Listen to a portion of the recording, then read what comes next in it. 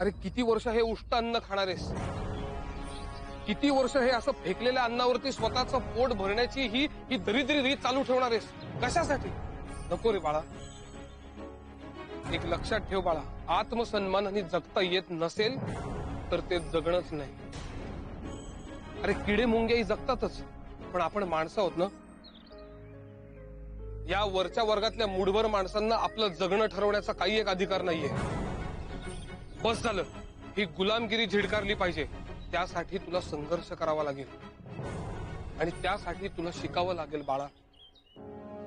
आपल्या बुद्धीच्या आणि ज्ञानाच्या जोरावर हे स्वतःला वरचढ समजतात, पण तीच बुद्धी तुझ्या जवळही आहे आणि त्याला धार येणारी ती केवळ आणि केवळ शिक्षणामुळे. तुला शिकलंच पाहिजे, संघर्ष केलाच पाहिजे.